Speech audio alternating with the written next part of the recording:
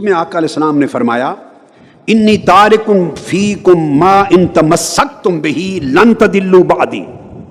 لوگوں میں تمہارے اندر دو ایسی عظیم چیزیں چھوڑ کے جا رہا ہوں، ایسی عظیم چیزیں اگر ان دونوں کا دامن تھام لوگے، دونوں کا، تو میرے بعد کبھی گمراہ نہیں ہوگے۔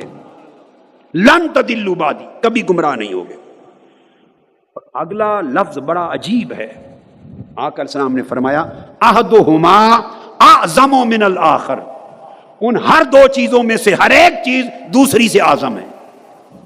دو چیزیں بتا رہا ہوں، ان کا دامن تھامو، دونوں میں سے ہر ایک دوسرے سے افضل اور اعلیٰ ہے۔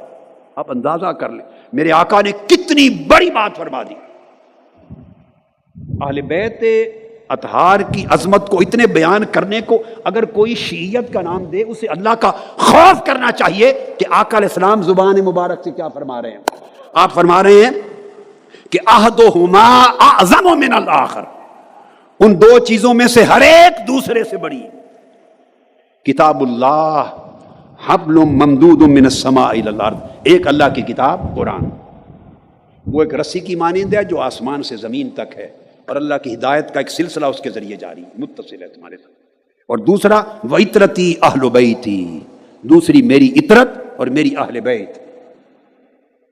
اور فرمایا وَلَن يَتَفَرَّقَا حَتَّى يَرِدَ عَلَيَّ الْحَوْض، قرآن اور میری اہل بیت دونوں آپس میں کبھی جدا نہیں ہوں گے، حتیٰ کہ قیامت کے دن جب میں حوض کوثر پہ کھڑا ہوں گا اپنی امت کو حوض کوثر کا پانی پلانے کے لیے، تب بھی قرآن اور میری اہل بیت اکٹھے میرے پاس آئیں گے۔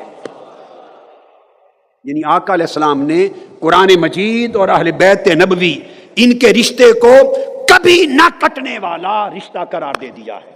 لہذا جس شخص کا قرآن پر ایمان ہے، اگر وہ مومن ہے تو محبت اور مودت اہل بیت کی اس کے دل سے کم نہیں ہو سکتی، اور جو فیل کرتا ہے کہ اہل بیت نبوی کی محبت و مودت اس کے دل میں کم ہے، یا بعض ایسے نعرے لگاتا ہے، بعض ایسے کام کرتا ہے، ایسی تبلیغ کرتا ہے، ایسے جلسے کرتا ہے، ایسے عنوانات بناتا ہے، ایسے موضوعات لوگوں تک اور ایسے پیغامات پہنچاتا ہے جس کے ذریعے لوگ اہل بیت اطہار اور مولا علی المرتضیٰ اور حسنین کریمین ان کی شان کے بارے میں متذبذب ہو جائیں، ان کے بارے میں انہیں تشکیک پیدا ہو جائے، ابہام پیدا ہو جائے، اور ان کی قدر و منزلت کے بارے میں ڈگمگا جائیں کہ پتہ نہیں یہ درست تھے یا وہ درست تھے،